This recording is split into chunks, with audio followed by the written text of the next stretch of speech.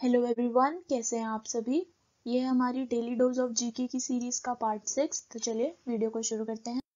हमारा सबसे पहला सवाल है, international labour day is celebrated across the world on the dash every year. इसमें पूछ रहे हैं कि अंतर्राष्ट्रीय श्रम दिवस जो है वो हर साल किस दिन मनाया जाता है। तो दुनिया भर में जो इंटरनेशनल लेबर डे है यानी अंतर्राष्ट्रीय श्रम दिवस जो है वो 1 मई को मनाया जाता है। अगला सवाल है, which script was used in Ashoka's inscription. तो इसमें पूछ रहे हैं कि अशोका के जो अभिलेख थे वो किस लिपि का प्रयोग किया गया था यानी किस लिपि में लिखे गए थे।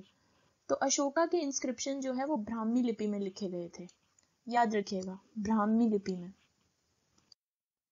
अगला सवाल है, Gandhi ji first satyagraha in India was held at. इसमें पूछ रहे हैं कि गांधी जी का जो सबसे पहला सत्याग्रह था वो कहाँ आयोजित किया गया था। तो वो किया गया था चंपारण में। 1917 में जो है वो गांधी जी ने अपना सबसे पहला सत्याग्रह जो है वो आयोजित किया था और वो चंपारण से किया था। तो अगला सवाल है, who was the first Indian governor general of independent India. तो इसमें पूछ रहे हैं स्वतंत्र भारत के पहले भारतीय गवर्नर जनरल कौन थे। तो इंडिपेंडेंट इंडिया यानी स्वतंत्र भारत के जो पहले भारतीय गवर्नर जनरल थे वो थे सी राजा गोपालचारी। और जो लॉर्ड माउंटबेटन थे वो थे इंडिपेंडेंट इंडिया यानी स्वतंत्र भारत के पहले गवर्नर जनरल। इंडिपेंडेंट इंडिया के पहले गवर्नर जनरल जो थे वो थे लॉर्ड माउंटबेटन, लेकिन अगर इंडियन यानी भारतीय गवर्नर जनरल पूछ लिया जाए तो वो थे सी राजा गोपालचारी। तो याद रखिएगा। हमारा अगला सवाल है, which of the following seas has the highest salinity. इसमें पूछ रहे हैं कि निम्नलिखित में से किस समुद्र की जो लवणता है वो सर्वाधिक है। तो इसमें से जो सबसे हाईएस्ट सैलिनिटी वाली सी है वो है डेड सी।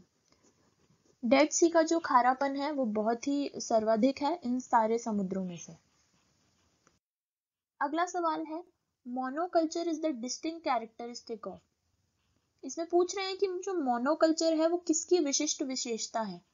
तो इसका सही आंसर है कमर्शियल ग्रेन फार्मिंग। मोनोकल्चर की जो एक डिस्टिंक्ट कैरेक्टरिस्टिक है वो है कमर्शियल ग्रेन फार्मिंग। अगला सवाल है, in an area with an annual rainfall of more than 200 centimeter and sloping hills, which crop will be ideal? ये कह रहे हैं कि एक ऐसी जगह है जहाँ पे जो रेनफॉल है वो 200 सेंटीमीटर की होती है और ढलान है, ढलान और पहाड़ियों वाला जो है वो प्रदेश है। तो कौन सी तरह का क्रॉप जो है यानी कौन सी तरह की जो फसल है वो वहाँ पे आदर्श होगी यानी अच्छे से उगेगी। तो इसका जो करेक्ट आंसर है वो है टी, क्योंकि रेनफॉल भी अच्छी है यहाँ पे और स्लोप्स हैं यानी कि पहाड़ी एरिया है, तो उसमें जो टी की खेती है वो सबसे ज्यादा अच्छी हुई। हमारा अगला सवाल है, athlete foot is a disease caused by. इसमें पूछ रहे हैं जो एथलीट फुट एक रोग हो जाता है वो किसके कारण होता है। तो athlete foot is caused by fungus. Fungus के कारण जो है वो एथलीट फुट हो जाता है डिजीज।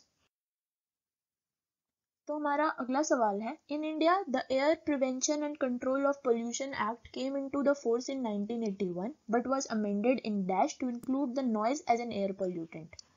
तो इसमें पूछ रहे हैं कि भारत में जो वायु प्रदूषण की रोकथाम और नियंत्रण का अधिनियम है वो 1981 में आ गया था, लेकिन लागू वो कब हुआ और उसमें नॉइज पोल्यूशन यानी जो शोर का पोल्यूशन होता है वो जो है वो कब शामिल किया गया था। So the correct answer of this is उसे अमेंड किया गया था 1987 में। ये आ गया था 1981 में लेकिन इसे अमेंड किया गया था 1987 में। तो आज का हमारा आखिरी सवाल है, the discovery of India was written in Ahmednagar fort during the imprisonment, who wrote the discovery of India. तो इसमें पूछ रहे हैं कि किसने लिखी है डिस्कवरी ऑफ इंडिया।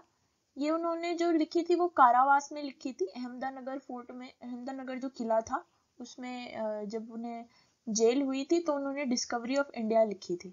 तो ये किसने लिखी थी। जो डिस्कवरी ऑफ इंडिया है बहुत फेमस बुक है और ये लिखी गई है जवाहरलाल नेहरू के द्वारा।